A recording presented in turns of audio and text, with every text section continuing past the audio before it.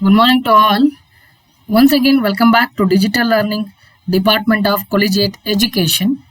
I am Smita, working as Assistant Professor of Commerce at Government First Grade College for Women, Tumkur. Dear students, in this video, I am going to explain about the topic the Environment Protection Act 1986, General Powers of the Central Government, Part 2. This topic comes under the paper Business Law. This is prescribed for 6M BCom students.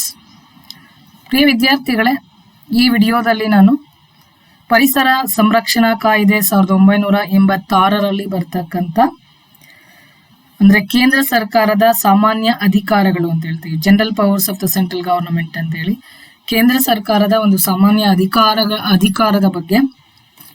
ಅಧಿಕಾರಗಳ ಬಗ್ಗೆ ಒಂದು ವಿವರಣೆಯನ್ನು ನೀಡ್ತಾ ಇದ್ದೇನೆ.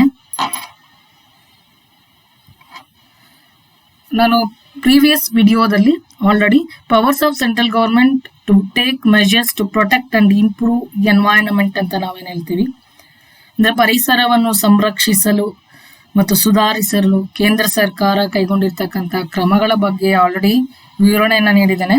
ಇದು ಅದರ ಮುಂದುವರಿದ ಭಾಗ ಆಗಿದೆ. ಸೊ ಅದರ ಮುಂದುವರಿಸಿದಂತೆ establishment or recognition of environmental laboratories and institutes to carry out the functions entrusted to such environmental laboratories and institutes under this act ಅಂತ ಹೇಳ್ತೀವಿ. ಅಂದರೆ ಇದರಲ್ಲಿ ನೋಡಿ, establishment or recognition of environmental laboratories, ಕೆಲವು ಎನ್ವೈರನ್ಮೆಂಟಲ್ ಲ್ಯಾಬೊರೇಟರೀಸ್ ಅನ್ನ ಇವರು establish ಮಾಡಬೇಕಾಗಿ ಬರುತ್ತೆ. ಏಕೆಂದರೆ ಇವತ್ತು ನೋಡಿ, ಯಾವುದೇ ರೀತಿಯ ಎನ್ವೈರನ್ಮೆಂಟ್ ಹಾಳಾಗ್ತಿದೆ ಅಂತಂದ್ರೆ ಅಲ್ಲಿ ಇರ್ತಕ್ಕಂಥ ವಾಟರ್ ಇರ್ಬೋದು ಅಥವಾ ಈವನ್ ಏರ್ ಇರ್ಬೋದು ಅಥವಾ ಮತ್ತೆ ಭೂಮಿಯಲ್ಲಿ ಇರ್ತಕ್ಕಂಥ ಮಣ್ಣನ್ನು ಅಷ್ಟೆ, ಅದನ್ನು ತಗೊಂಡೋಗ್ಬಿಟ್ಟು ಲ್ಯಾಬೊರೇಟರೀಸ್ ಅಲ್ಲಿ ಅವರು ಟೆಸ್ಟ್ ಅನ್ನ ಮಾಡ್ತಾರೆ. ಟೆಸ್ಟ್ ಮಾಡಿದಾಗ ಗೊತ್ತಾಗುತ್ತೆ ಇದರಲ್ಲಿ ಏನು ತೊಂದರೆ ಆಗ್ತಕ್ಕಂಥ, ಲೈಫಿಗೆ ತೊಂದರೆ ಆಗ್ತಕ್ಕಂಥ ಯಾವುದಾದ್ರೂ ಒಂದು ಅಂಶಗಳು ಇದೆಯಾ ಇಲ್ವಾ ಅನ್ನೋದು ಅದರಲ್ಲಿ ನಮಗೆ ಗೊತ್ತಾಗುತ್ತೆ. ಹಾಗಾಗಿ ಇವ್ರೇನ್ ಮಾಡ್ತಾರೆ ಅಂದ್ರೆ ಕೆಲವು ಎನ್ವೈರನ್ಮೆಂಟಲ್ ಲ್ಯಾಬೊರೇಟರೀಸ್ ಅನ್ನ ಎಸ್ಟಾಬ್ಲಿಷ್ಮೆಂಟ್ ಮಾಡಬೇಕು ಅಂತೇಳಿ, ಮತ್ತೆ ಕೆಲವು ಸಂಸ್ಥೆಗಳನ್ನ ಎಸ್ಟಾಬ್ಲಿಷ್ಮೆಂಟ್ ಮಾಡಬೇಕು ಅಂತೇಳಿ, that is to carry out the functions interested to such environmental laboratories and institutes under this act ಅಂತೇಳಿ. ಅಂದ್ರೆ ಕ್ಯಾರಿ ಔಟ್ ದಿ ಫಂಕ್ಷನ್ಸ್ ಅಂದ್ರೆ ಇವ್ರು ಏನು ಪರಿಸರವನ್ನು ಸಂರಕ್ಷಣೆ ಮಾಡಬೇಕು ಅಂತ ಏನಿದೆ ಅದರ ಒಂದು ಉದ್ದೇಶದಿಂದ ಆ ಕಾರ್ಯವನ್ನು ನಿರ್ವಹಿಸಲು ಕೆಲವು ಲ್ಯಾಬ್ಸ್ ಅನ್ನ ಇದರಲ್ಲಿ ಎಸ್ಟಾಬ್ಲಿಷ್ ಮಾಡಬೇಕು ಅಂತಕ್ಕಂಥ ಒಂದು ಉದ್ದೇಶವನ್ನು ಇದು ಒಳಗೊಂಡಿದೆ. ಮತ್ತು ಆ ಒಂದು ಲ್ಯಾಬ್ಸ್ ಅನ್ನು ಸಹ ಇದರಲ್ಲಿ ಎಸ್ಟಾಬ್ಲಿಷ್ ಮಾಡಿದ್ದಾರೆ.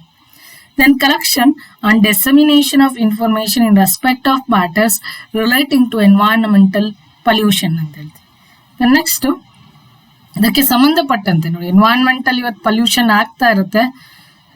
ಎಷ್ಟೋ ಇವತ್ತು ಏನು ಒಂದು ಪರಿಸರ ಏನಿದೆ, ಪರಿಸರ ಹಾಳಾಗ್ತಾ ಹಾಳಾಗ್ತಾ ಇದೆ ಅನ್ನೋದಕ್ಕೆ ಅದಕ್ಕೆ ಸಂಬಂಧಪಟ್ಟಂತ ಮಾಹಿತಿಯನ್ನ ಕಲೆಕ್ಟ್ ಮಾಡ್ಕೋಬೇಕು ಅಲ್ವಾ. ಕಲೆಕ್ಟ್ ಮಾಡ್ಕೊಂಡ್ಬಿಟ್ಟು ಅದನ್ನ ಕೇಂದ್ರ ಸರ್ಕಾರಕ್ಕೆ, ದಟ್ ಇಸ್ ಡೆಸಿಮೇಷನ್ ಅಂದ್ರೆ ಕೊಡೋದಷ್ಟೇ, ಆ ಮಾಹಿತಿನ ಅವ್ರಿಗೆ ಕೊಡ್ತಾರೆ.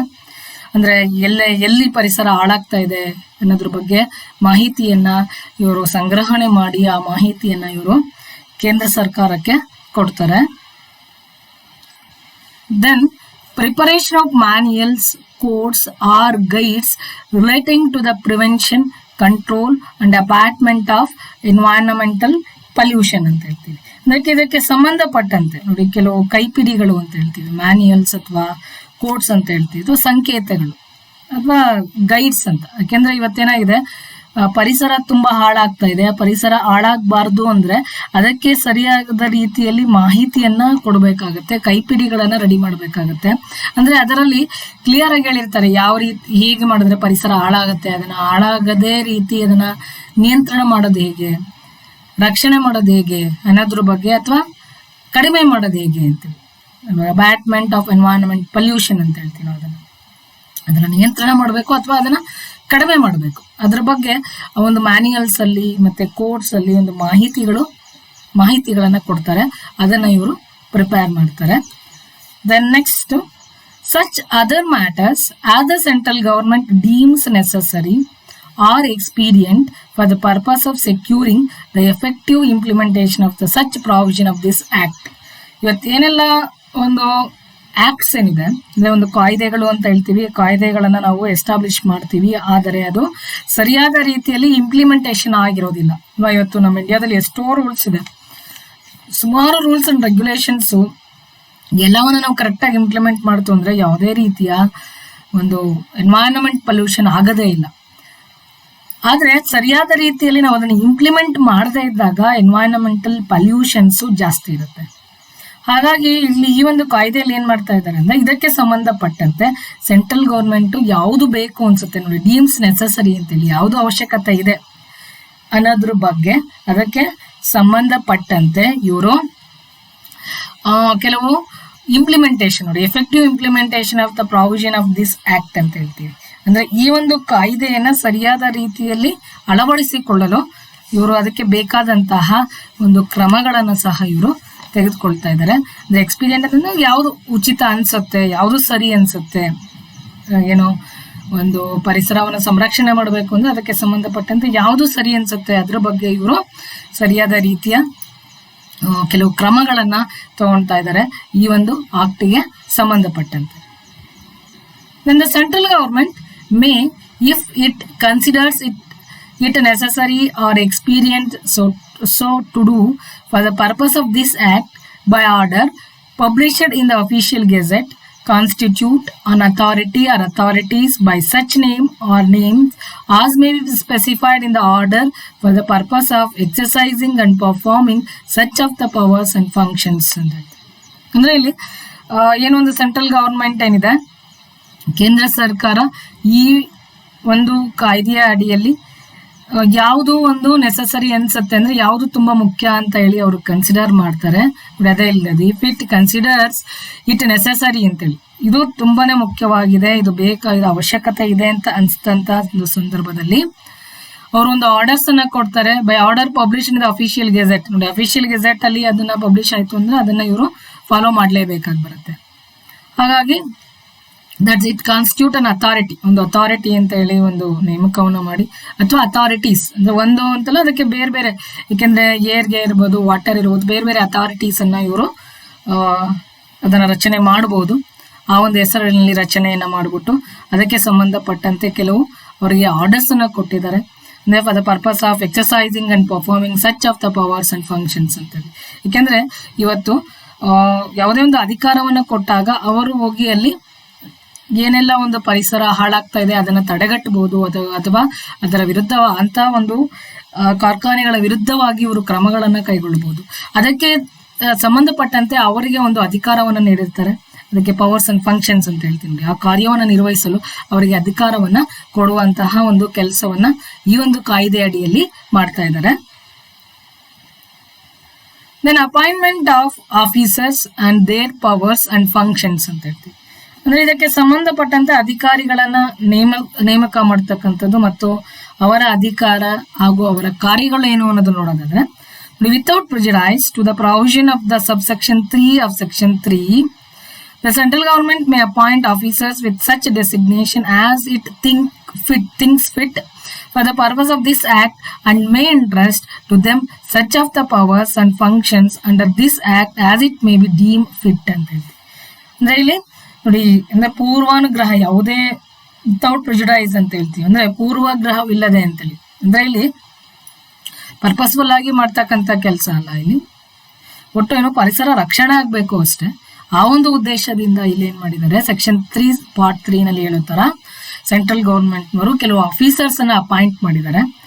ಅಂದ್ರೆ ಇಲ್ಲಿ ಯಾರು ಈ ಒಂದು ಪೋಸ್ಟ್ಗೆ ಫಿಟ್ ಇದ್ದಾರೆ, ಯಾಕೆಂದ್ರೆ ಅವ್ರಿಗೆ ಯಾರು ಅಪಾಯಿಂಟ್ ಮಾಡಿರ್ತಾರೆ ಅವ್ರಿಗೆ ಅದ್ರ ಬಗ್ಗೆ ಗೊತ್ತಿರಬೇಕು. ನೋಡಿ, ಪರಿಸರ ಹಾಳಾಗ್ತಾ ಇದೆ ಅಂದ್ರೆ ಏರ್ ಬಗ್ಗೆ ಇರ್ಬೋದು, ವಾಟರ್ ಬಗ್ಗೆ ಇರ್ಬೋದು, ಯಾವ ಒಂದು ಕೆಮಿಕಲ್ ಅದರಲ್ಲಿ ಮಿಕ್ಸ್ ಆದ್ರೆ ಅದು ಹಾಳಾಗುತ್ತೆ ಅನ್ನೋದ್ರ ಬಗ್ಗೆ ಅವ್ರಿಗೆ ಗೊತ್ತಿರಬೇಕು. ಅಂತಹ ಒಂದು ಡೆಸಿಗ್ನೇಷನ್ ಅಂದ್ರೆ ಅಂತ ಆಫೀಸರ್ಸ್ ಅನ್ನ ಯಾರು ಫಿಟ್ ಅಂತ ಹೇಳ್ತಾರೆ, ಈ ಒಂದು ಪರ್ಪಸ್ಗೆ ಯಾರು ಅದಕ್ಕೆ ಸಮರ್ಥರು ಅಂತ ಅನ್ನಿಸ್ತಾರೆ ಅಂತವ್ರನ್ನ ಇವರು ಅಪಾಯಿಂಟ್ಮೆಂಟ್ ಅನ್ನ ಮಾಡಿ ಅವರಿಗೆ ಅದಕ್ಕೆ ಆ ಕಾರ್ಯವನ್ನು ನಿರ್ವಹಿಸಲು ಬೇಕಾಗಿರ್ತಕ್ಕಂಥ ಅಧಿಕಾರವನ್ನ ಕೊಡ್ತಾ ಇದ್ದಾರೆ.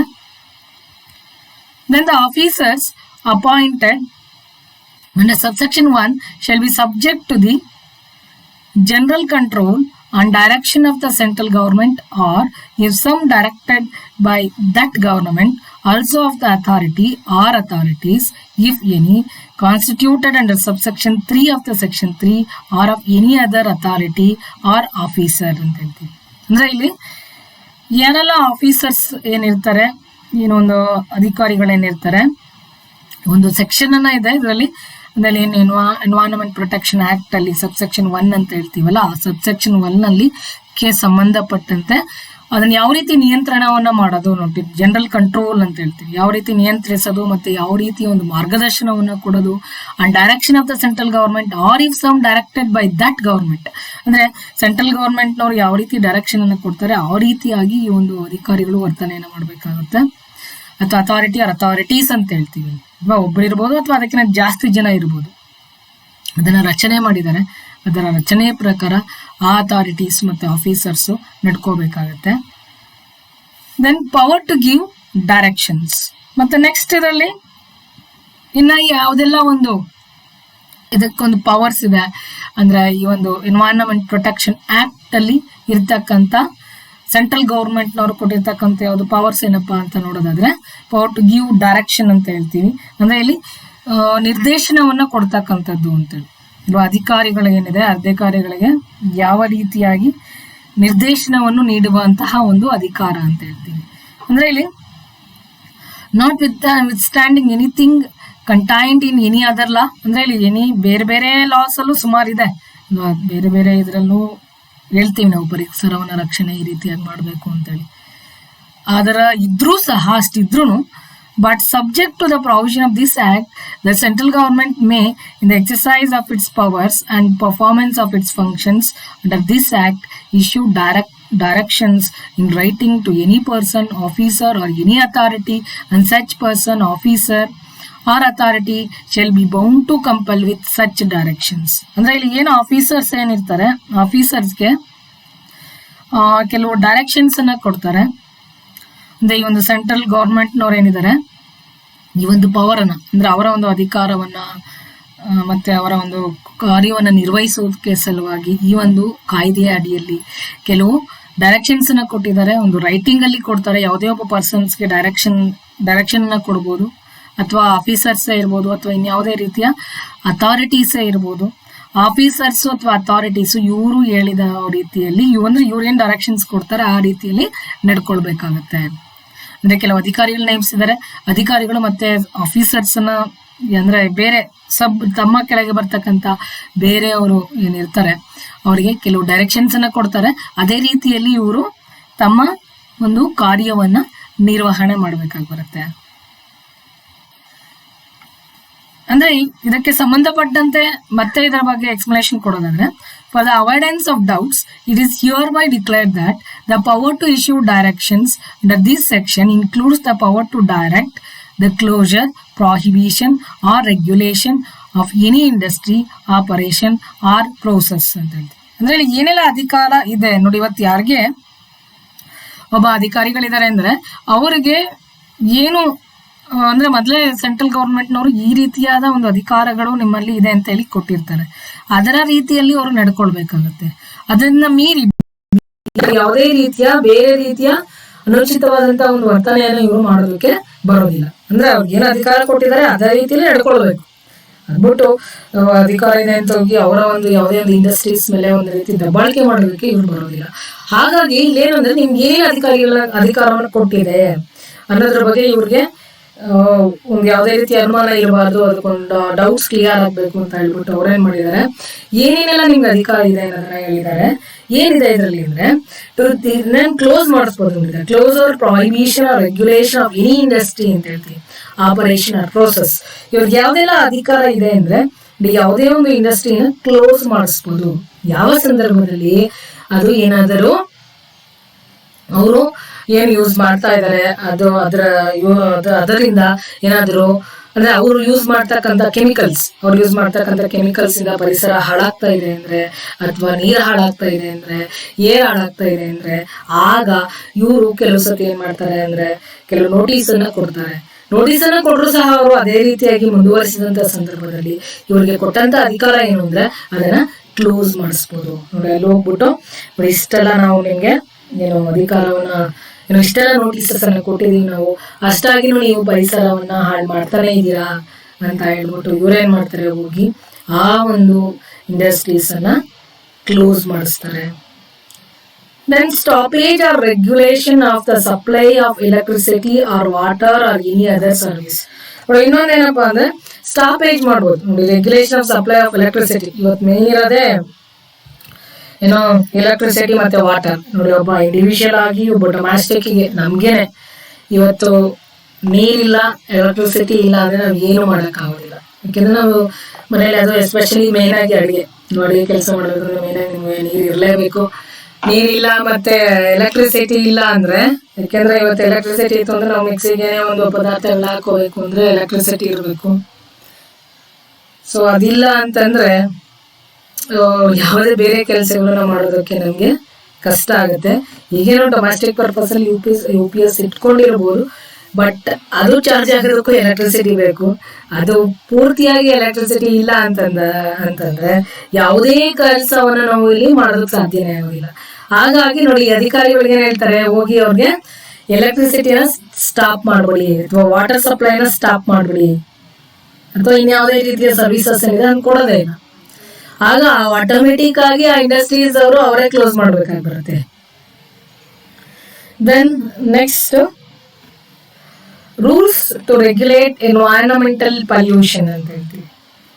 ನೆಕ್ಸ್ಟ್ ಬಂದು ಪರಿಸರ ಮಾಲಿನ್ಯವನ್ನು ನಿಯಂತ್ರಿಸುವ ಬೇರೆ ಬೇರೆ ಕೆಲವು ನಿಯಮಗಳಿದೆ. ಇದರಲ್ಲಿ ಇನ್ಯಾವ ನಿಯಮಗಳು ಅಂತ ನೋಡೋದಾದ್ರೆ, the central government may by notification in the official gazette make rules in respect of all or any of the matters referred to in section 3. ಇದರ ಎನ್ವೈರನ್ಮೆಂಟ್ ಪ್ರೊಟೆಕ್ಷನ್ ಆಕ್ಟ್ ಬಗ್ಗೆ ಹೇಳೋದಾದ್ರೆ ಇನ್ನೂ ತುಂಬಾ ಮಾಹಿತಿಗಳು ಇದರಲ್ಲಿದೆ ನಿಮ್ಗೆ. ಆದರೆ ನಾನು ನಿಮ್ಗೆ ಬ್ರೀಫ್ ಮಾಡಿದ್ದೀನಿ ಅದನ್ನು ಅದರಲ್ಲಿ. ಬಟ್ ಸೆಕ್ಷನ್ 3 ನಲ್ಲಿ ಹೇಳ್ತಾರೆ ಕೆಲವು ಇದಕ್ಕೆ ಸಂಬಂಧಪಟ್ಟಂತೆ, ಅಂದ್ರೆ ಕೆಲವು ಯಾವ ನಿಯಮಗಳಿರಬೇಕು ಅನ್ನೋದು ನಿಮ್ಮ ಎನ್ವೈರನ್ಮೆಂಟಲ್ ಪ್ರೊಟೆಕ್ಷನ್ ಆಕ್ಟ್ ಅಲ್ಲಿ ಸೆಕ್ಷನ್ 3 ನಲ್ಲಿ ಹೇಳ್ತಾರೆ. ಅಂದ್ರೆ ಇಲ್ಲಿ ಸೆಂಟ್ರಲ್ ಗವರ್ಮೆಂಟ್ ನವರು ಒಂದು ನೋಟಿಫಿಕೇಶನ್ ಅನ್ನ ಕೊಟ್ಟು, ಅಂದ್ರೆ ಇಲ್ಲಿ ದ ಅಫಿಷಿಯಲ್ ಗೆಜೆಟ್ ಅಲ್ಲಿ ಯಾವುದೇ ಒಂದು ರೂಲ್ಸ್ ಇರ್ಬೋದು, ರೆಗ್ಯುಲೇಷನ್ಸ್ ಇರ್ಬೋದು, ಅದು ಅನೌನ್ಸ್ ಆಗಿದೆ ಅಂದ್ರೆ ಅದಕ್ಕೆ ಒಂದು ರೀತಿ ತುಂಬಾ ಮೇನ್ ಆಗಿ ವ್ಯಾಲ್ಯೂ ಇರುತ್ತೆ ಅದಕ್ಕೆ. ಹಾಗಾಗಿ ಕೆಲವು ರೂಲ್ಸ್ ಅನ್ನ that is in respect of all, ಅಂದ್ರೆ ಇದಕ್ಕೆ ಸಂಬಂಧಪಟ್ಟಂತೆ ಪರಿಸರವನ್ನ ರಕ್ಷಣೆಗೆ ಸಂಬಂಧಪಟ್ಟಂತೆ ಎಲ್ಲಾ ರೀತಿಯ ಕೆಲವು ನಿಯಮಗಳನ್ನ ಮಾಡಿದ್ದಾರೆ. ಅಥವಾ ಎನಿ ಮ್ಯಾಟರ್ಸ್ ಅಂತ ಹೇಳ್ತೀವಿ, any of the matters refer to in section 3 ಅಂತ ಹೇಳಿ, ಯಾವುದಕ್ಕೆ ಪರಿಸರ ಹಾಳಾಗದೆ ಇರ್ಲಿ ಅನ್ನೋ ಉದ್ದೇಶದಿಂದ ಅದಕ್ಕೆ ಸಂಬಂಧಪಟ್ಟಂತೆ ಅನೇಕ ರೀತಿಯ ಒಂದು ನಿಯಮಗಳನ್ನ ಇಲ್ಲಿ ಮಾಡಿದ್ದಾರೆ. In particular and without prejudice to generality of the foregoing power, such rules may provide for all or any of the following matters, namely, ಅಂದ್ರೆ ಪರ್ಟಿಕ್ಯುಲರ್ ಆಗಿ ಹೇಳೋದಾದ್ರೆ ಯಾವುದೇ ಒಂದು ಪ್ರಿಜುಡೈಸ್ ಇಲ್ಲದೆ, ವಿತೌಟ್ ಪ್ರಿಜುಡೈಸ್ ಅಂತ ಹೇಳ್ತೀವಿ ನಾವು ಇಲ್ಲಿ. ಅಂದ್ರೆ ಇಲ್ಲಿ ಇದಿರಲ್ಲ ನೋಡಿ, ಯಾವುದೇ ಒಂದು ಗ್ರಿಡ್ಜ್ ಇಟ್ಕೊಂಡು ಇನ್ನೊಬ್ರಿಗೆ ತೊಂದರೆ ಮಾಡಬೇಕು ಅನ್ನೋ ಉದ್ದೇಶ ಇಲ್ಲದೆ ಇಲ್ಲಿ ಜನರಲ್ ಆಗಿ ಹೇಳೋದಾದ್ರೆ ಯಾವ್ಯಾವ ಪವರ್ಸ್ ಅನ್ನ ಕೊಟ್ಟಿದ್ದಾರೆ, ಫೋರ್ ಗೋಯಿಂಗ್ ಪವರ್ ಅಂತ ಹೇಳ್ತೀವಿ. ಆ ರೂಲ್ಸ್ ಯಾವ್ದು ಅಂದ್ರೆ such rules May provide for all or any of the following matters ಅಂತ ಹೇಳ್ತೀವಿ. ಯಾವ್ಯಾವ್ದ್ರ ಬಗ್ಗೆ ರೂಲ್ಸ್ ಅನ್ನ ಮಾಡ್ಬೋದು ಅಂತ ಹೇಳಿದ್ದಾರೆ ಅಂತಂದ್ರೆ ನೋಡಿ, the standards of quality of air, water or soil for various areas and purpose ಅಂತ ಹೇಳ್ತೀವಿ. ಅಂದ್ರೆ ಇವ್ರೇನ್ ಮಾಡಿದ್ದಾರೆ ಅಂದ್ರೆ ಸ್ಟ್ಯಾಂಡರ್ಡ್ಸ್ ಅನ್ನ ಫಿಕ್ಸ್ ಮಾಡಿದ್ದಾರೆ. ನಿಮ್ಗೆ ಆಲ್ರೆಡಿ ಪ್ರೀವಿಯಸ್ ವಿಡಿಯೋದಲ್ಲೂ ಹೇಳಿದೆ ನಾನು ನಿಮ್ಗೆ. ಇವತ್ತು ಕೆಲವು ಒಂದು ಮಟ್ಟಿಗೆ ಪರಿಸರ ಅನ್ನೋದು ಹಾಳಾಗುತ್ತೆ, ಏನು ಮಾಡೋದಕ್ಕಾಗೋದಿಲ್ಲ. ಆದರೆ ಅದಕ್ಕೂ ಒಂದು ಲಿಮಿಟ್ ಅನ್ನೋದು ಇರುತ್ತೆ ಅಲ್ವಾ. ಕೆಲವು ಮಟ್ಟಿಗೆ ನೋಡಿ, ಸ್ವಲ್ಪ ಮಟ್ಟಿಗೆ ನಾವು ಪರಿಸರ ಹಾಳಾಗುತ್ತಲ್ಲ, ಅದನ್ನ ನಾವು ಯಾರ ಕೈಲೂ ನಾವು ತಪ್ಪಿಸೋದಕ್ಕಾಗೋದಿಲ್ಲ. ಆದರೂ ಅದು ಒಂದು ಲಿಮಿಟ್ ಅನ್ನ ಮೀರಿ ಜಾಸ್ತಿ ಹಾಳಾಗ್ಬಾರ್ದು. ನೋಡಿ, ಲಿಮಿಟ್ ಮೀರಿ ಜಾಸ್ತಿ ಹಾಳಾಗ್ಬಿಡ್ತು ಅಂದ್ರೆ ಆ ಗಾಳಿನ ನಮ್ಮ ಕೈಲಿ ಒಂದು ಇನ್ಹೇಲ್ ಮಾಡೋದ್ರಿಂದ, ಗಾಳಿನ ನಾವು ಉಸಿರಾಡೋದ್ರಿಂದ ನಮಗೆ ಅನೇಕ ರೀತಿಯ ಒಂದು ಶ್ವಾಸಕೋಶದ ಕಾಯಿಲೆಗಳು ಬರುತ್ತೆ. ನೀರನ್ನ ಕುಡಿಯೋದ್ರಿಂದನೂ ಅಷ್ಟೇ ಹಲ್ಲುಗಳು ನಾಶ ಆಗುತ್ತೆ ಅಥವಾ ಬೇರೆ ರೀತಿಯ ಕಾಯಿಲೆಗಳು ನಮಗೆ ಬಂದ್ಬಿಡುತ್ತೆ. ಹಾಗಾಗಿ ಕೆಲವು ಸ್ಟ್ಯಾಂಡರ್ಡ್ಸ್ ಅನ್ನ ಫಿಕ್ಸ್ ಮಾಡಿದ್ದಾರೆ ಇವರು. ಸ್ಟ್ಯಾಂಡರ್ಡ್ಸ್ ಆಫ್ ಅದಕ್ಕೆ ನೋಡಿ ಕ್ವಾಲಿಟಿ ಆಫ್ ಏರ್ ಏನಿದೆ ಒಂದು ಗಾಳಿ ಅನ್ನೋದೇನಿದೆ ಅದು ಇದೇ ರೀತಿಯಲ್ಲಿ ಇರಬೇಕು, ಅಥವಾ ನೀರಿರ್ಬೋದು ಅಥವಾ ಸಾಯಿಲ್ ಅಂತ ಹೇಳ್ತೀವಿ, ಮಣ್ಣು, for various areas and the purposes ಅಂತ ಹೇಳ್ತೀವಿ. The maximum allowable limits of concentration of various environmental pollutants, including noise, for different areas ಅಂತ ಹೇಳ್ತೀವಿ. And also maximum allowable limits, allowable limits ಎಷ್ಟಿದೆ, ಮ್ಯಾಕ್ಸಿಮಮ್ ಎಷ್ಟಿದೆ ಅನ್ನೋದನ್ನ ಅವರು ಮೆನ್ಷನ್ ಮಾಡ್ತಾರೆ, ಇಷ್ಟೇ ಇರಬೇಕು ಅಂತ ಹೇಳಿ ಅಲ್ವಾ. To concentration of various environmental pollutants ಅಂತ ತಗೊಂಡಾಗ ಏನು ಪರಿಸರವನ್ನ ಹಾನಿ ಉಂಟು ಮಾಡ್ತಕ್ಕಂತಹ ಒಂದು ವಸ್ತುಗಳು, ಆ ವಸ್ತುಗಳೆಲ್ಲಾನು ಇಷ್ಟೇ ಇರಬೇಕು ಅಂತೇಳಿ. ಇವನ್ ಇನ್ಕ್ಲೂಡಿಂಗ್ ನಾಯ್ಸ್, ಯಾಕೆಂದ್ರೆ ಕೆಲವು ಮಿಷನರೀಸ್ ಜೋರಾಗಿ ಸೌಂಡ್ ಅನ್ನ ಮಾಡ್ತು ಅಂದ್ರೆ ಅದರಿಂದನೂ ಸಹ ಎಷ್ಟೋ ಜನರಿಗೆ ಕಿವುಡುತನ ಉಂಟಾಗುತ್ತೆ. ಹಾಗಾಗಿ ಅದೆಲ್ಲದಕ್ಕೂ ಒಂದು ಲಿಮಿಟ್ ಅನ್ನ ಇವರು ಪ್ರಿಸ್ಕ್ರೈಬ್ ಮಾಡಿದ್ದಾರೆ. Then the procedures and safeguards for the handling of hazardous substances. ಮತ್ತೆ ಇಲ್ಲಿ ಕೆಲವು ಪ್ರೊಸೀಜರ್ಸ್ ಅನ್ನ ಹೇಳ್ತಾರೆ, ಅಂದ್ರೆ ಅದು ಹೀಗೆ ಇರಬೇಕು ಅಂತಕ್ಕಂಥ ಕೆಲವು ಪ್ರೊಸೀಜರ್ಸ್ ಅನ್ನ ಹೇಳಿದ್ದಾರೆ. ಅಂದ್ರೆ ಯಾಕೆಂದ್ರೆ ಅಂದ್ರೆ ಸೇಫ್ ಗಾರ್ಡ್ಸ್ ಅಂದ್ರೆ ಏನು ರಕ್ಷಣೆಯನ್ನ ಕೊಡೋದು, ಅಂದ್ರೆ safeguards for the handling of hazardous substance ಅಂತ ಹೇಳ್ತೀವಿ. ಅಂದ್ರೆ ಹಜಾರ್ಡಿಯಸ್ ಅಂದಾಗ ಏನು ಅಪಾಯಕಾರಿ ಅಂತ ಹೇಳಿ, ಅಪಾಯಕಾರಿಯಾದಂತಹ ವಸ್ತುಗಳು ಏನಾದ್ರು ಇದೆ ಅಂದ್ರೆ ಅದನ್ನ ಯಾವ ರೀತಿಯಾಗಿ ಅದನ್ನ ಹ್ಯಾಂಡಲ್ ಮಾಡಬೇಕು, ಯಾವ ರೀತಿಯ ಒಂದು ಸುರಕ್ಷತೆ ಕ್ರಮಗಳನ್ನ ಕೈಗೊಳ್ಳಬೇಕು ನೋಡಿ, ಇದರ ಬಗ್ಗೆಯೂ ಸಹ ಎಲ್ಲಾನು ಇದರಲ್ಲಿ ಮಾಹಿತಿಯನ್ನ ನೀಡಿದ್ದಾರೆ. Then next, the prohibition and restriction and the handling of hazardous substances in different areas ಅಂತ ಹೇಳಿ. Then next ಇದಕ್ಕೆ ಸಂಬಂಧಪಟ್ಟಂತೆ ನೋಡಿ ನಿಷೇಧಾಜ್ಞೆ ಅಂತ ನೋಡಿ, ಪ್ರಾಹಿಬಿಷನ್ ಅಂಡ್ ರೆಸ್ಟ್ರಿಕ್ಷನ್ಸ್ ಅಂತ ಹೇಳ್ತೀವಿ. ಪ್ರಾಹಿಬಿಷನ್ ಮಾಡೋದು ಅಂದ್ರೆ ನಿಷೇಧ ಮಾಡೋದು, ಅಂದ್ರೆ ಏನೆಲ್ಲ ಪರಿಸರ ತುಂಬಾ ಹಾಳಾಗ್ತಾ ಇದೆ ಅಂತವನ್ನ ನಿಷೇಧ ಮಾಡ್ತಾರೆ, ಮತ್ತೆ ಅದಕ್ಕೆ ರೆಸ್ಟ್ರಿಕ್ಷನ್ಸ್ ಅನ್ನ ಮಾಡ್ತಾರೆ, ನಿರ್ಬಂಧಗಳನ್ನ ಹೇಳ್ತಾ ಇದ್ದಾರೆ. The handling of these kind of hazardous substances in different areas ಅಲ್ಲಿ ಬೇರೆ ಬೇರೆ ಏರಿಯಾಗಳಲ್ಲಿ ಹೋದಂತ ಸಂದರ್ಭದಲ್ಲಿ ಏನು ಪರಿಸರ ಹಾಳಾಗ್ತಾ ಇದೆ, ಇದು ಹಾಳಾಗಬಾರ್ದು, ಈ ರೀತಿಯಾದ ಒಂದು ಅಪಾಯಕಾರಿಯಾದ ಒಂದು ವಸ್ತುಗಳನ್ನ ಉಪಯೋಗಿಸಬಾರ್ದು ಅಂತ ಹೇಳಿ ಅದಕ್ಕೆ ನಿರ್ಬಂಧಗಳನ್ನ ಏರ್ತಕ್ಕಂಥದ್ದು. Then the prohibition and restriction and the location of industries and the carrying and process and operation in different areas ಅಂತ ಹೇಳ್ತೀವಿ. ಮತ್ತೆ ಇಲ್ಲಿ ಇನ್ನೊಂದೇನಪ್ಪಾ ಅಂದ್ರೆ ಪ್ರಾಹಿಬಿಷನ್ ಅಂಡ್ ರೆಸ್ಟ್ರಿಕ್ಷನ್ಸ್ ಅಂತ ಹೇಳ್ತೀವಿ. ಅಗೇನ್ ಇದ್ರಲ್ಲಿ ಏನಪ್ಪಾ ಅಂದ್ರೆ ನಿಷೇಧಾಜ್ಞೆಯನ್ನ ಮಾಡೋದು ಅಥವಾ ನಿರ್ಬಂಧಗಳನ್ನ ಮಾಡೋದು, ಅಂದ್ರೆ ಇಂಡಸ್ಟ್ರೀಸ್ ಲೊಕೇಶನ್ ಆಫ್ ಇಂಡಸ್ಟ್ರೀಸ್ ಹೇಳ್ತೀವಿ, ಅಂದ್ರೆ ಇಂಡಸ್ಟ್ರೀಸ್ಗಳು ಇಂಥ ಕಡೆನೆ ಇರಬೇಕು ಅಂತ ಹೇಳಿ. ಮತ್ತೆ ಅದರ ಪ್ರೋಸೆಸ್ ಅಂದ್ರೆ ಏನು ಗೂಡ್ಸ್ ಮ್ಯಾನುಫ್ಯಾಕ್ಚರ್ ಮಾಡ್ತಾರೆ, ಅದರ ಒಂದು ಆಕ್ಟಿವಿಟೀಸ್ ಅನ್ನ ಏನ್ ಮಾಡ್ತಾರೆ, ಯಾವ ಏರಿಯಾದಲ್ಲಿ ಇರಬೇಕು ಅನ್ನೋದಕ್ಕೆ ಇವರು ರಿಸ್ಟ್ರಿಕ್ಷನ್ಸ್ ಅನ್ನ ಮಾಡಿದ್ದಾರೆ ನೋಡಿ. ಅದಕ್ಕೆ ಇವತ್ತು ರೆಸಿಡೆನ್ಷಿಯಲ್ ಏರಿಯಾಗಳಲ್ಲಿ ಯಾವುದೇ ಒಂದು ಇಂಡಸ್ಟ್ರೀಸ್ ಅನ್ನ ಎಸ್ಟಾಬ್ಲಿಷ್ ಮಾಡೋದಕ್ಕೆ ಅವಕಾಶ ಕೊಡೋದಿಲ್ಲ. ಓನ್ಲಿ ಅದಕ್ಕೆ ನೋಡಿ ಇಂಡಸ್ಟ್ರಿಯಲ್ ಏರಿಯಾ ಅಂತಾನೆ ಇರುತ್ತೆ ಅಲ್ವಾ. ಅದು ತುಂಬಾ ನೀವು ಬೇರೆ ಕಡೆ ಹೋಯ್ತು ಅಂದ್ರೆ ಹಿರಿಯಳ್ಳಿ ಇಂಡಸ್ಟ್ರಿಯಲ್ ಏರಿಯಾ ಅಂತಾನೆ ಇರ್ಬೋದು, ಅಥವಾ ಆ ಒಂದು ಪರ್ಟಿಕ್ಯುಲರ್ ಏರಿಯಾ ಏನಿದೆ ಸಪರೇಟ್ ಆಗಿ ಒಂದು ಇಂಡಸ್ಟ್ರೀಸ್ ಗಾಗಿನೇ ಅಂತೇಳಿ ಸಪರೇಟ್ ಆಗಿರುತ್ತೆ, ಅಲ್ಲೇ ನೀವು ಇಂಡಸ್ಟ್ರೀಸ್ ಅನ್ನ ಎಸ್ಟಾಬ್ಲಿಷ್ಮೆಂಟ್ ಮಾಡ್ಬೇಕಾಗಿ ಬರುತ್ತೆ. The procedures and safeguards for the prevention of accidents which may cause environmental pollution and for providing for remedial measures for such accidents. ಮತ್ತೆ ನೆಕ್ಸ್ಟ್ ಏನಪ್ಪಾ ಅಂದ್ರೆ ಕೆಲವು ಪ್ರೊಸೀಜರ್ಸ್ ಅನ್ನ ಅಂದ್ರೆ ಇಲ್ಲಿ ನೋಡಿ ಎನ್ವೈರನ್ಮೆಂಟ್ ಹಾಳಾಗಬಾರ್ದು ಅನ್ನೋ ಉದ್ದೇಶದಿಂದ, ಮತ್ತೆ ಸೇಫ್ ಗಾರ್ಡ್ಸ್ ಅಂದ್ರೆ ಕೆಲವು ಸುರಕ್ಷತಾ ಕ್ರಮಗಳನ್ನ ನಾವು ಕೈಗೊಳ್ಳೋದು, ಯಾವ ರೀತಿ ಕಾರ್ಯವಿಧಾನವನ್ನು ನಾವು ಮಾಡಬೇಕು, ಯಾವ ರೀತಿ ಸುರಕ್ಷತೆಯನ್ನ ಮಾಡಬೇಕು, ಅಂದ್ರೆ ಆಕ್ಸಿಡೆಂಟ್ಸ್ ಆಗದೆ ರೀತಿಯಲ್ಲಿ ನೋಡಿ, ಆಕ್ಸಿಡೆಂಟ್ಸ್ ಆಗದೆ ಅದನ್ನ ರಕ್ಷಣೆಯನ್ನ ಮಾಡೋದು ಹೇಗೆ. ಯಾಕಂದ್ರೆ ಕೆಲವು ಇಂಡಸ್ಟ್ರೀಸ್ಗಳಲ್ಲಿ ಇದ್ದಂತ ಸಂದರ್ಭದಲ್ಲಿ ಮೇ ಬಿ ಏನಾದ್ರು ಕೆಲವು ಗ್ಯಾಸ್ ಲೀಕ್ ಆದಂತ ಸಂದರ್ಭದಲ್ಲಿ ಅದು ಹತ್ಕೊಂಡು ಈ ಇಂಡಸ್ಟ್ರೀಸೇ ಸುಟ್ಟು ಹೋಗ್ಬೋದು, ಅಥವಾ ಅದು ಸುತ್ತಮುತ್ತಲ ಇರ್ತಕ್ಕಂತ ಒಂದು ಪರಿಸರ ಹಾಳಾಗ್ಬೋದು. ಅಂದ್ರೆ ಏನಾದ್ರೂ ಹಿಂಗಾದ್ರೆ ಬಿಗಿನಿಂಗ್ ನೋಡಿ, ಇಲ್ಲಿ ಏನೋ ಒಂದ್ ಸ್ವಲ್ಪ ಹೆಚ್ಚು ಕಮ್ಮಿ ಆಯ್ತು, ಬೆಂಕಿ ಎತ್ಕೊಂತಿದೆ ಅಂತ ಗೊತ್ತಾದ ತಕ್ಷಣನೇ ಅವ್ರು ಯಾವ ರೀತಿಯ ಒಂದು ರೆಮಿಡಿಯಲ್ ಮೆಜರ್ಸ್ ಅನ್ನ ತಗೊಂತಿದ್ದೀರಾ ಆಕ್ಸಿಡೆಂಟ್ಸ್ ಆಗದೆ. ಯಾಕೆಂದ್ರೆ ಇನ್ ಕೇಸ್ ಗೊತ್ತಾಗದೆ ಕೆಲವು ಟೈಮು ಅಲ್ಲಿ ಏನೋ ಒಂದು ಆಕ್ಸಿಡೆಂಟ್ ಆಗ್ತಿದೆ ಅಂತ ಅಂದ ತಕ್ಷಣ ಅದನ್ನ ನಿರ್ವಹಣೆ ಮಾಡೋದಕ್ಕೆ, ಅದನ್ನ ತಪ್ಪಿಸೋದಕ್ಕೆ ಏನೆಲ್ಲ ಬೇರೆ ಬೇರೆ ರೀತಿಯ ಕ್ರಮಗಳನ್ನ ಕೈಗೊಳ್ಳಬೇಕು ಅನ್ನೋದ್ರ ಬಗ್ಗೆನೂ ಸಹ ಇವರು ಒಂದು ಪ್ರೊಸೀಜರ್ಸ್ ಅನ್ನ ಹೇಳಿದ್ದಾರೆ. ನೆಕ್ಸ್ಟ್ ನೋಡೋದಾದ್ರೆ prevention, control and abatement of environmental pollution ಅಂತ ಹೇಳ್ತೀವಿ. ಅಂದ್ರೆ ಈ ಪರಿಸರ ಮಾಲಿನ್ಯವನ್ನು ತಡೆಗಟ್ಟೋದು ಮತ್ತೆ ನಿಯಂತ್ರಿಸುವುದು ಮತ್ತು ಅದನ್ನ ತಗ್ಗಿಸುವುದು ಅಂತ ಹೇಳಿ. ಅಂದ್ರೆ ಆಗದೇ ರೀತಿ ತಗ್ಸೋದು, ಅಬ್ಯಾಟ್ಮೆಂಟ್ ಅಂತ ಹೇಳ್ತೀವಿ ನೋಡಿ. ಅಬ್ಯಾಟ್ಮೆಂಟ್ ಅಂದ್ರೆ ಕಡಿಮೆ ಮಾಡೋದು. ಯಾಕಂದ್ರೆ ಈ ಪರಿಸರ ಹಾಳಾಗತ್ತೆ ಕೆಲವು ಟೈಮ್ ಏನೋ ಮಾಡೋಕ್ಕಾಗಲ್ಲ, ಬಟ್ ಅದು ಯಾವ ರೀತಿ ಕಡಿಮೆ ಮಾಡೋದು ಅಂತ ಹೇಳಿ. persons carrying an industry operations etc. not to allow emission or discharge of environmental pollutants in excess of the standards. Already ಹೇಳ್ತಾ ಇದ್ದೇನೆ ನಾನು ನಿಮಗೆ. ಅಂದ್ರೆ ಯಾರೆಲ್ಲ ಒಬ್ಬ ಪರ್ಸನ್ಸ್ ಏನಿರ್ತಾರೆ ಇಂಡಸ್ಟ್ರೀಸ್ ಅನ್ನ ರನ್ ಮಾಡ್ತಾ ಇದ್ದಾರೆ, ಅವ್ರಿಗೆ ಒಂದು ಏನು ಮಿನಿಮಮ್ ಲಿಮಿಟ್ ಇನ್ನ ಜಾಸ್ತಿ ಆಗಿ ಪರಿಸರ ಹಾಳು ಮಾಡೋದಕ್ಕೆ ಅಲೋ ಮಾಡೋದಕ್ಕೆ ಬಿಡೋದಿಲ್ಲ. ನಾಟ್ ಟು ಅಲೋ ಅಂತ ಹೇಳ್ತೀವಿ. Not to allow emission or discharge of environmental pollutants in excess of the standards. ಅಂದ್ರೆ ಒಂದು ಸ್ಟ್ಯಾಂಡರ್ಡ್ಸ್ ಏನು ಫಿಕ್ಸ್ ಮಾಡಿರ್ತಾರೆ, ಅದಕ್ಕೆ ಮೀರಿ ಅವ್ರಿಗೆ ಯಾವುದೇ ರೀತಿಯ ಒಂದು ಏನು ಪರಿಸರಕ್ಕೆ ಹಾನಿಯನ್ನು ಉಂಟು ಮಾಡ್ತಕ್ಕಂತಹ ಒಂದು ವಸ್ತುಗಳನ್ನ ಬಿಡಬಾರ್ದು.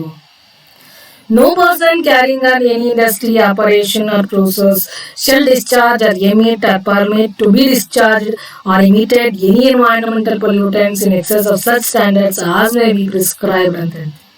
no person, ಯಾವುದೇ ಒಬ್ಬ ಪರ್ಸನ್ ಆಗಲಿ ಏನೊಂದು ಇಂಡಸ್ಟ್ರಿಯನ್ನ ನಡೆಸ್ತಾ ಇದ್ದಾರೆ ಅಥವಾ ಆ ಪ್ರೋಸೆಸ್ ಅನ್ನ ಏನ್ ಮಾಡ್ತಾ ಇದ್ದಾರೆ, ಅವ್ರಿಗೆ ಒಂದು ಪ್ರಿಸ್ಕ್ರೈಬ್ಡ್ ಲಿಮಿಟ್ಗಿನ್ನ ಹೆಚ್ಚಿನದಾಗಿ ಯಾವುದೇ ರೀತಿಯ ಪರಿಸರ ಮಾಲಿನ್ಯವನ್ನು ಉಂಟು ಮಾಡ್ತಕ್ಕಂಥ ವಸ್ತುಗಳನ್ನ ಬಿಡುವ ಹಾಗೆ ಇಲ್ಲ ಅಂತ. The next, persons handling hazardous substance to comply with procedural safeguards ಅಂತ ಹೇಳ್ತೀವಿ. ಅದರಲ್ಲಿ ಏನು ಸುರಕ್ಷತೆ ಅಂತ ಏನ್ ಹೇಳ್ತೀವಲ್ಲ, ಅಂದ್ರೆ ಕಾರ್ಯವಿಧಾನದ ಸುರಕ್ಷತೆಗಳನ್ನು ಅನುಸರಿಸಲು ಅಥವಾ ಈ ಅಪಾಯಕಾರಿ ವಸ್ತುಗಳನ್ನು ನಿರ್ವಹಿಸಲು ಒಬ್ಬ ವ್ಯಕ್ತಿಗಳನ್ನ ಇಲ್ಲಿ ನೇಮಕಾತಿಯನ್ನ ಮಾಡೋದು. ಅಂದ್ರೆ ಪರ್ಸನ್ಸ್ ಅಂತ ಹೇಳ್ತಾರೆ. ಕೆಲವು ವ್ಯಕ್ತಿಗಳೇನಿರ್ತಾರೆ, ದೇ ಹ್ಯಾಂಡ್ಲಿಂಗ್ ದಿ ಹಜಾರ್ಡಿಯಸ್ ಸಬ್ಸ್ಟಿನೆನ್ಸಸ್. ಅಂದ್ರೆ ಅಪಾಯಕಾರಿ ವಸ್ತುಗಳನ್ನ ಅಂದ್ರೆ ಅಪಾಯಕಾರಿ ವಸ್ತುಗಳನ್ನ ಬಿಡ್ತಾ ಇದ್ರೆ ಅದನ್ನ ನೋಡಿ ಅದನ್ನ ತಪ್ಸೋದಕ್ಕೆ ಕೆಲವು ವ್ಯಕ್ತಿಗಳನ್ನ ನೇಮಕ ಮಾಡ್ತಾರೆ. ಅದಕ್ಕೆ ಸಂಬಂಧಪಟ್ಟಂತೆ to comply with procedural safeguards ಅಂತ ಹೇಳ್ತೀವಿ. ಅದು ಆ ರೀತಿಯಾಗಿ ಏನಾದ್ರು ಆಗ್ತಿತ್ತು ಅಂದ್ರೆ ಅದಕ್ಕೆ ಸಂಬಂಧಪಟ್ಟಂತೆ ಸುರಕ್ಷತಾ ಕ್ರಮಗಳನ್ನ ಕೈಗೊಳ್ಳೋದಕ್ಕೆ ಒಬ್ಬ ವ್ಯಕ್ತಿಗಳನ್ನ ಇಲ್ಲಿ ಅಪಾಯಿಂಟ್ ಮಾಡಿರ್ತಾರೆ. No person shall handle or cause to be handled any hazardous substance except in accordance with such procedure and after complying with such safeguards as may be prescribed ಅಂತ ಹೇಳ್ತೀವಿ. ನಿಮ್ಗೆ ಆಲ್ರೆಡಿ ಹೇಳಿದಂತೆ ಇಲ್ಲಿ ಯಾವುದೇ ಒಬ್ಬ ಪರ್ಸನ್ ಆಗಲಿ no person ಅಂತ ಹೇಳ್ತೀವಿ. ಯಾವ ಪರ್ಸನ್ ಸಹ ಒಂದು ಪರಿಸರ ಹಾಳಾಗ್ತಕ್ಕಂತಹ ಒಂದು ವಸ್ತುಗಳನ್ನ ಹ್ಯಾಂಡಲ್ ಮಾಡಬಾರ್ದು ಅಥವಾ ಅದಕ್ಕೆ ಕಾಸ್ ಅಂತ ಹೇಳ್ತೀವಿ, ಇದಕ್ಕೆ ಕಾರಣವಾಗ್ತಕ್ಕಂಥದ್ದು. ಆತರ ಇತ್ತು ಅಂದ್ರೆ ಅದಕ್ಕೆ ಸಪರೇಟ್ ಆದಂತ ಆಫೀಸರ್ಸ್ ನೇಮ್ಸ್ ಇರ್ತಾರೆ. ಅವರು ಬಂದು ಅದನ್ನೆಲ್ಲವನ್ನು ಸಹ ವಿಚಾರಣೆಯನ್ನ ಮಾಡ್ತಾರೆ. ಹಾಗಾಗಿ except accordance with such procedure ಅಂತ ಹೇಳ್ತೀವಿ. ಅಂದ್ರೆ ಇಲ್ಲಿ ಕೆಲವು ಸಂದರ್ಭದಲ್ಲಿ ಏನಾದ್ರೂ ಪರಿಸರ ಹಾಳಾಗ್ತಾ ಇದೆ ಅಂದ್ರೆ ಅದಕ್ಕೆ ಒಂದು ಪ್ರೊಸೀಜರ್ ಇರುತ್ತೆ. ಅದನ್ನ ಯಾವ ರೀತಿ ಮತ್ತೆ ಹಾಳಾಗದ ರೀತಿಯಲ್ಲಿ ನೋಡ್ಕೊಳ್ಳೋದು ಹೇಗೆ ಅನ್ನೋದಕ್ಕೆ ಒಂದು ಪ್ರೊಸೀಜರ್ಸ್ ಇರುತ್ತೆ. ಅದಕ್ಕೆ ಸಂಬಂಧಪಟ್ಟಂತೆ ಕೆಲವು ಸೇಫ್ ಗಾರ್ಡ್ಸ್ ಮೆಜರ್ಸ್ ಅನ್ನು ಅವರು ತಗೋಬೇಕಾಗತ್ತೆ. ಯಾಕೆಂದ್ರೆ ನೋಡಿ, ಇಲ್ಲಿ ಕೆಳಗಡೆ ಗೊತ್ತಿಲ್ಲ ಏನೋ ಕೆಮಿಕಲ್ ಆಗಿರ್ತಕ್ಕಂಥ ನೀರನ್ನು ಬಿಟ್ಟುಬಿಟ್ರು, ಬಟ್ ಅದನ್ನ ಮತ್ತೆ ಶುದ್ಧೀಕರಣವನ್ನು ಮಾಡೋದು ಹೇಗೆ, ಆ ರೀತಿಯಾಗಿ ಸಹ ಕೆಲವು ಪ್ರೊಸೀಜರ್ಸ್ ಅನ್ನು ಅವರು ಅಳವಡಿಸ್ಕೋಬೇಕಾಗುತ್ತೆ. Then furnishing of information to authorities and agencies in certain cases ಅಂತ ಹೇಳ್ತೀವಿ. ನೆಕ್ಸ್ಟ್ ಏನಪ್ಪ ಅಂದ್ರೆ ಅದಕ್ಕೆ ಸಂಬಂಧಪಟ್ಟಂತೆ ಈ ಮಾಹಿತಿಯನ್ನ ಕೊಡೋದು. ನೋಡಿ, where the discharge of any environmental pollutant in excess of the prescribed standards occurs or is apprehended to occur due to any accident or other unforeseen act or event. ಅಂದ್ರೆ ಇಲ್ಲಿ ಏನಪ್ಪಾ ಅಂದ್ರೆ ಅದ್ರ ಬಗ್ಗೆ ಮಾಹಿತಿನ ಕೊಡ್ಬೇಕು. ಅಂದ್ರೆ ಇಲ್ಲಿ ನೋಡಿ, ಯಾರೇ ಆಗ್ಲಿ ಇವಾಗೇನೋ ಪರಿಸರ ಹಾಳು ಮಾಡ್ತಾ ಇದೀನಿ ನಾನು, ಅದಕ್ಕೆ ಸಂಬಂಧಪಟ್ಟಂತೆ ಏನೋ ಗಾಳಿ ಹಾಳಾಗ್ತಕ್ಕಂಥ ವಸ್ತು ಇದನ್ನ ಕೆಮಿಕಲ್ ನಾನು ಪರಿಸರಕ್ಕೆ ಬಿಡ್ತಾ ಇದೀನಿ ಅಂದ್ರೆ ನಾನು ಹೋಗಿ ಯಾರು ಹೇಳಕ್ ಹೋಗಲ್ಲ ಅಲ್ವಾ, ನಾನು ಇಂಥದ್ದೆಲ್ಲ ಬಿಡ್ತಾ ಇದೀನಿ ನೋಡಪ್ಪ, ಪರಿಸರ ಹಾಳು ಮಾಡ್ತಾ ಇದೀನಿ ಅಂತೇಳಿ ನಾನು ಒಂದು ಇಂಡಸ್ಟ್ರೀಸ್ ಅನ್ನ ನಾನು ಎಸ್ಟಾಬ್ಲಿಷ್ ಮಾಡಿದೀನಿ ಅಂತಂದ್ರೆ. ಆದ್ರೆ ಅದಕ್ಕೆ ಸಂಬಂಧಪಟ್ಟಂತೆ ಕೆಲವು ವ್ಯಕ್ತಿಗಳೇನಿರ್ತಾರೆ ಅದನ್ನ ಅಬ್ಸರ್ವ್ ಮಾಡ್ತಾ ಇರ್ತಾರೆ. ಈ ಇಂಡಸ್ಟ್ರಿ ಏನು ಯಾವ್ದನ್ನ ಮ್ಯಾನುಫ್ಯಾಕ್ಚರ್ ಮಾಡ್ತಾ ಇದಾರೆ, ಲೈಸೆನ್ಸ್ ಇದೆಯಾ ಇಲ್ವಾ, ಯಾವ ಒಂದು ಏನು ವಿಷಪೂರಿತವಾದಂತಹ ಒಂದು ಕೆಮಿಕಲ್ ಅನ್ನ ಅಥವಾ ಯಾವ ಕೆಮಿಕಲ್ ಅನ್ನ ನೀರಿಗೆ ಬಿಡ್ತಾ ಇದ್ದಾರೆ ಅಥವಾ ಗಾಳಿಗೆ ಬಿಡ್ತಾ ಇದ್ದಾರೆ, ಅದರಿಂದ ವಿಷಪೂರಿತ ಆಗಿದ್ಯಾ ಏನು ಅನ್ನೋದ್ರ ಬಗ್ಗೆ ಮಾಹಿತಿಯನ್ನ ಇವರು ಸೆಂಟ್ರಲ್ ಗೌರ್ಮೆಂಟ್ಗೆ ಕೊಡಬೇಕಾಗಿ ಬರುತ್ತೆ. Then the person responsible for such discharge and the person in charge of the place at which such discharge occurs or is apprehended to occur shall be bound to prevent or mitigate the environmental pollution caused as a result of such discharge and shall also forthwith. ಅಂದ್ರೆ ನೋಡಿ, ಇದರ ಅರ್ಥ ಏನಪ್ಪಾ ಅಂದ್ರೆ, ಯಾರೆಲ್ಲ responsible ಆಗಿದ್ದಾರೆ ಅಂದ್ರೆ ಈ ರೀತಿಯಾಗಿ ಪರಿಸರನ ಹಾಳು ಮಾಡ್ತಕ್ಕಂತಹ ಕೆಲವು ಹಾನಿಕಾರಕ ವಿಷಕಾರಕ ನೇರವನ್ನು ಬಿಡ್ತಾ ಇದ್ದಾರೆ ಅಂತ ಆಗಿದೆ ಆದ್ರೆ ನೋಡಿ ಗೊತ್ತಾದ್ರೆ, ಅಥವಾ the person in charge of the place, ಆ ಪ್ಲೇಸ್ ಅಲ್ಲಿ ಒಬ್ಬ ಅಧಿಕಾರಿನ ನೇಮಿಸಿರ್ತಾರೆ, ಇದನ್ನೆಲ್ಲ ಅವ್ನು ನೋಡ್ಕೋಬೇಕಾಗುತ್ತೆ, ಚೆಕ್ ಮಾಡ್ಕೋಬೇಕಾಗತ್ತೆ. ಈ ರೀತಿಯಾಗಿ ಆಗ್ತಾ ಇದೆ, ಪರಿಸರ ಹಾಳಾಗ್ತಾ ಇದೆ ಅನ್ನೋದೇ ಆದ್ರೆ ಅವ್ರ ಅಪ್ರಹೆಂಡೆಡ್ ಅಂದ್ರೆ ಗೊತ್ತಾದ್ರೆ ಮುಂದೆ ಆಗ್ಬೋದು ಅನ್ನೋ ಅಲ್ವಾ, ಗೊತ್ತಾಗುತ್ತೆ ನೋಡಿ ಅದ್ರಲ್ಲಿ ಏನೆಲ್ಲ ಮಾಡ್ತಾ ಇದ್ದಾರೆ, ಏನೆಲ್ಲ ಮ್ಯಾನುಫ್ಯಾಕ್ಚರ್ ಮಾಡ್ತಾ ಇದ್ದಾರೆ. ನೆಕ್ಸ್ಟ್ ಈ ರೀತಿಯಾಗಿ ಮಾಡ್ತು ಅಂದ್ರೆ ಈ ಪರಿಸರ ಹಾಳಾಗುತ್ತೆ ಅನ್ನೋದು ಗೊತ್ತಾಗಿದೆ ಆದ್ರೆ ಅವರು ಅದನ್ನ ತಪ್ಪಿಸೋದಕ್ಕೆ ನೋಡಿ to occur shall be bound to prevent or mitigate ಅಂತ ಹೇಳ್ತೀವಿ. ಅವರ ಒಂದು ರೆಸ್ಪಾನ್ಸಿಬಿಲಿಟಿ ಏನಂದ್ರೆ ಅದನ್ನ ಕಡಿಮೆ ಮಾಡಬೇಕು, ಮಿಟಿಗೇಟ್ ಅದನ್ನ ಕಡಿಮೆ ಮಾಡಬೇಕು ಅಥವಾ ಅದ್ರ ಹೋಗಲಾಡಿಸ್ಬೇಕು, ಅದೇ ರೀತಿಯಲ್ಲಿ ನೋಡ್ಕೊಳ್ಬೇಕು. ಅದಕ್ಕೆ ಸಂಬಂಧಪಟ್ಟಂತೆ ಏನು ಅಂದ್ರೆ ಅವ್ರೇನ್ ಬೇರೆ ಬೇರೆ ಕೆಲಸಗಳನ್ನ ಮಾಡ್ಬೇಕಾಗಿ ಬರುತ್ತೆ ಅಂದ್ರೆ intimate the fact of such occurrence or apprehension of such occurrence. ನೋಡಿ ಈ ರೀತಿಯಾಗಿ ಆಗುತ್ತೆ ನೋಡಿ, ಇಂಥ ಫ್ಯಾಕ್ಟ್ರಿಯವರು ಇಂಥದನ್ನ ಮ್ಯಾನುಫ್ಯಾಕ್ಚರ್ ಮಾಡ್ತಾ ಇದಾರೆ, ಅದನ್ನ ನೆಕ್ಸ್ಟ್ ಹಾಗೆ ಮ್ಯಾನುಫ್ಯಾಕ್ಚರ್ ಮಾಡ್ತಾ ಇತ್ತು ಅಂದ್ರೆ ಈ ರೀತಿಯಾಗಿ ಕೆಮಿಕಲ್ ಎಲ್ಲ ನೀರಿಗೆ ಬಿಡ್ತಾರೆ, ಅದರಿಂದ ಪರಿಸರ ಹಾಳಾಗುತ್ತೆ ಅಥವಾ ವಾಟರ್ ಏನಿದೆ ವಾಟರ್ ಪೊಲ್ಯೂಷನ್ ಆಗುತ್ತೆ ಅನ್ನೋದು ಒಂದು ಮಾಹಿತಿಯನ್ನು ಕೊಡ್ಬೇಕಾಗಿರುತ್ತೆ. ಯಾರು ಅಧಿಕಾರಿಗಳು ಅಂತ ಇವರೇ ನೇಮಿಸಿರ್ತಾರೆ, ಅವರು ಅಂತಹ ಮಾಹಿತಿಯನ್ನ ಕೊಡಬೇಕಾಗಿ ಬರುತ್ತೆ. Then be bound if called upon to render all assistance to such authorities or agencies as may be prescribed. ಅಂದ್ರೆ ಇದಕ್ಕೆ ಬದ್ಧರಾಗಿರ್ಬೇಕಾಗತ್ತೆ. ಇವ್ರೇನಾದ್ರು ಇವನ್ ಇಂಡಸ್ಟ್ರೀಸ್ ಅನ್ನ ನಡೆಸ್ತಾ ಇದ್ದವರು ಅಷ್ಟೇ, ಅವ್ರನ್ನ ಕರೆದ್ರೆ ಅವ್ರು ಹೋಗಿ ಇದಕ್ಕೆ ಸಂಬಂಧಪಟ್ಟಂತಹ ಎಲ್ಲಾ ಒಂದು ಮಾಹಿತಿಗಳನ್ನ ಅವರು ಅಧಿಕಾರಿಗಳಿಗೆ ಕೊಡಬೇಕಾಗ್ಬರುತ್ತೆ. ಅಂದ್ರೆ ಅವ್ರು ಏನ್ ಕೇಳ್ತಾರೆ ಅದ್ರ ಮಾಹಿತಿಯನ್ನ ಇವರು ಕೊಡಬೇಕು. Then next, on the receipt of information with respect to the fact or apprehension on any occurrence of the nature referred to in subsection 1, whether through intimation under that subsection or otherwise, the authorities or agencies referred to in subsection 1 shall, as early as practicable, cause such remedial measures to be taken as necessary to prevent or mitigate the environmental pollution. ಅಂದ್ರೆ ನೋಡಿ, ಈ ಮಾಹಿತಿ ಗೊತ್ತಾಯ್ತು ಅಂದ್ರೆ ನೋಡಿ ಈ ತರ ಎಲ್ಲ ಪರಿಸರ ಹಾಳು ಮಾಡ್ತಾ ಇದಾರೆ, ಈ ರೀತಿಯಾಗಿ ಮಾಡ್ತಿದ್ದಾರೆ ಅಂತ ಹೇಳಿ ಅವ್ರಿಗೆ ಅಧಿಕಾರಿಗಳಿಗೆ ಗೊತ್ತಾಯ್ತು ಅಂದ್ರೆ ಅಥವಾ ಇವ್ರಿಗೆ ಗೊತ್ತಾಯ್ತು ಅಂದ್ರೆ ಅದಕ್ಕೆ ಸಂಬಂಧಪಟ್ಟಂತೆ ಇವರು ಏನೆಲ್ಲ ಒಂದು ರೆಮಿಡಿಯಲ್ ಮೆಜರ್ಸ್ ನ ತಗೋಬೇಕು ಅದನ್ನ ತಗೋಬೇಕಾಗ್ಬಿಡುತ್ತೆ ಇವ್ರು. ಅಂದ್ರೆ ಇಲ್ಲಿ ನೋಡಿ ಒಂದೇ ಟೈಮ್ ಅವ್ರ ಮೇಲೆ ಆಕ್ಷನ್ಸ್ ತಗೊಳ್ಳೋದಿಲ್ಲ. ಇಂಡಸ್ಟ್ರೀಸ್ ಬಗ್ಗೆ ಅವ್ರಿಗೆ ಹೇಳ್ತಾರೆ, ನೋಡಿ ಇದರಿಂದ ನೀವು ಬಿಟ್ಟಂತಹ ಒಂದು ನಿಮ್ಮ ಫ್ಯಾಕ್ಟರಿಯಿಂದ ಬಂದಂತಹ ಒಂದು ಕೆಮಿಕಲ್ ಏನಿದೆ ಅದರಿಂದ ಈ ರೀತಿಯಾಗಿ ಪರಿಸರ ಹಾಳಾಗ್ತಾ ಇದೆ ಅಂತ ಹೇಳಿ ಅವ್ರಿಗೂ ಮಾಹಿತಿನ ಕೊಡ್ತಾರೆ. ಕೊಟ್ಟಾಗ ಇವರು ಅದಕ್ಕೆ ರೆಮಿಡಿಯಲ್ ಮೆಜರ್ಸ್ ಅನ್ನ ತಗೋಬೇಕು. ಅದನ್ನ ಯಾವ ರೀತಿ ಹೋಗಲಾಡಿಸೋದು, ಅದಕ್ಕೆ ಬೇಕಾದಂತಹ ಒಂದು ರೆಮಿಡಿಯಲ್ ಮೆಜರ್ಸ್ ಅನ್ನ ಇವರು ತಗೊಳ್ಬೇಕಾಗುತ್ತೆ. ಅದನ್ನ ಕಡಿಮೆ ಮಾಡೋದಕ್ಕೆ ಅಥವಾ ಅದನ್ನ ಆಗದೇ ರೀತಿಯಲ್ಲಿ ಅದನ್ನ ನೋಡ್ಕೊಳ್ಳೋದಕ್ಕೆ ಕೆಲವು ಇವರು ಮೆಜರ್ಸ್ ಅನ್ನ ತಗೋಬೇಕಾಗಿರುತ್ತೆ. Then the expenses, if any, incurred by any authority or agency with respect to the remedial measures referred to in subsection 2, together with interest from the date when a demand for the expenses is made until it is paid, may be recovered by such authority or agency from the person concerned as arrears of land revenue or of public demand ಅಂತ ಹೇಳಿ. ಅಂದ್ರೆ reasonable rate government ನವರು fix ಮಾಡಿರ್ತಾರೆ ಇಲ್ಲಿ.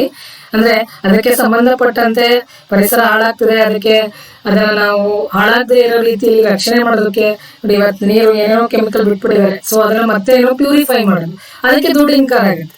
ಅದೇನೆಲ್ಲ ಹಣ incur ಆಗುತ್ತೆ ಅದನ್ನ ಇವರು ಯಾರು ಹಾಳು ಮಾಡಿರ್ತಾರೆ ಅಂತಹ ಒಂದು ಇಂಡಸ್ಟ್ರೀಸ್ ಏನಿರ್ತಾರೆ, ಇಂಡಸ್ಟ್ರಿಯ ಒಂದು ಅಧಿಕಾರಿಗಳು ಏನಿರ್ತಾರೆ ಅವ್ರು ಕೊಡ್ಬೇಕಾಗಿ ಬರುತ್ತೆ.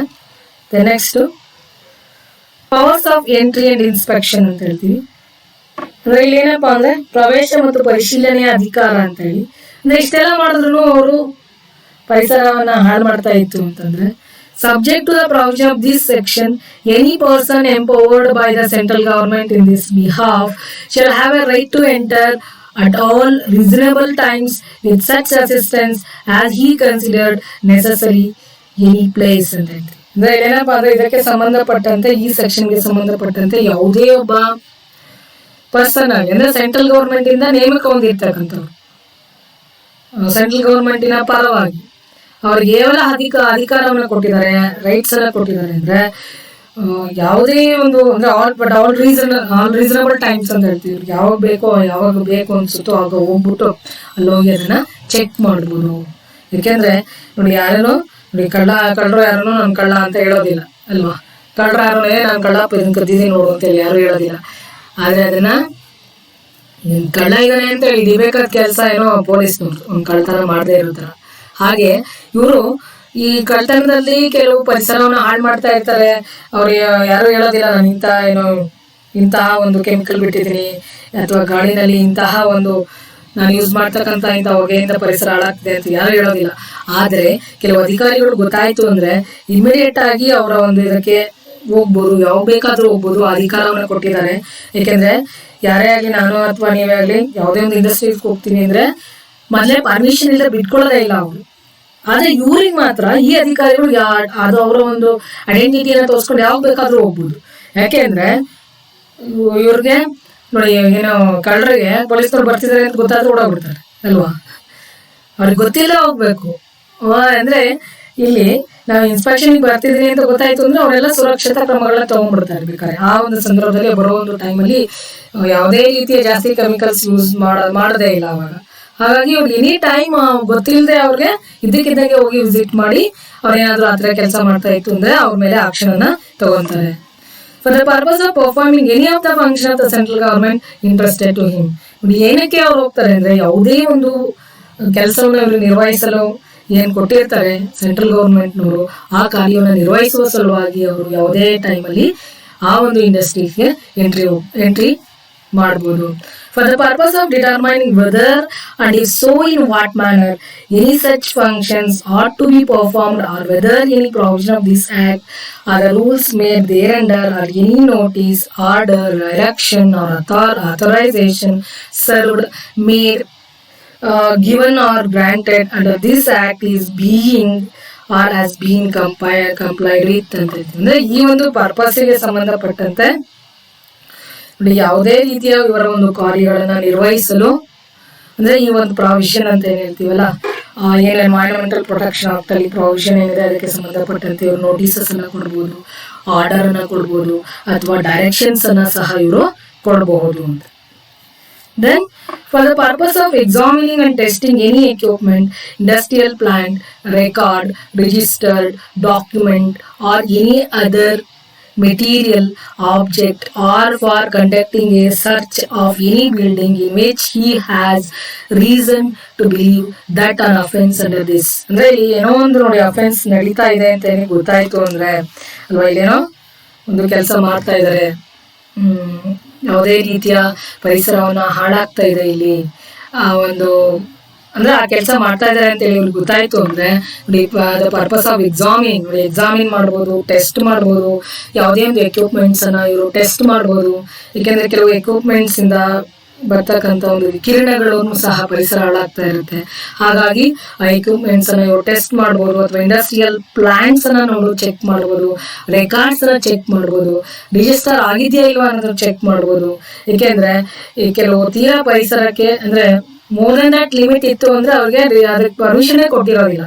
ಹಾಗಾಗಿ ರೆಕಾರ್ಡ್ಸ್ ನ ಚೆಕ್ ಮಾಡ್ಬೋದು, ಡಾಕ್ಯುಮೆಂಟ್ಸ್ ನ ನೋಡ್ಬೋದು, ಅದಕ್ಕೆ ಸಂಬಂಧಪಟ್ಟಂತೆ ಕಂಡಕ್ಟಿಂಗ್ ಎ ಸರ್ಚ್ ಅಂತ ಹೇಳ್ತೀವಿ, ಹುಡುಕ್ಬೋದು. ನೋಡಿ ಯಾವುದೇ ದಾಖಲೆಗಳನ್ನ ಹುಡುಕ್ಬೋದು, ಯಾವುದೇ ಒಂದು ಬಿಲ್ಡಿಂಗ್ ಅಲ್ಲಿ ಹೋಗಿ ಇರ್ತಕ್ಕಂಥ ಒಂದು ದಾಖಲೆಗಳನ್ನ ನೋಡಿ, ಅಂದ್ರೆ ಇವ್ರಿಗೆ ಏನಾದ್ರು ಗೊತ್ತಾಯ್ತು ಅಂದ್ರೆ ಅಫೆನ್ಸ್ ಅಂತ ಹೇಳಿ ನೋಡಿ ಯಾವುದೇ ರೀತಿ ಇವ್ರು ಮೋಸ ಮಾಡ್ತಾ ಇದಾರೆ, ಯಾವುದೇ ರೀತಿ ಅಪರಾಧವನ್ನ ಮಾಡ್ತಾ ಇದಾರೆ ಅಂತ ಹೇಳಿ ಗೊತ್ತಿದೆ ಆದ್ರೆ ಯಾವುದೇ ಒಂದು ಬಿಲ್ಡಿಂಗ್ ಅಲ್ಲಿ ಹೋಗಿ ಇವ್ರು ಎಲ್ಲಾ ರೆಕಾರ್ಡ್ಸ್ ಅನ್ನ ಚೆಕ್ ಮಾಡಬಹುದು.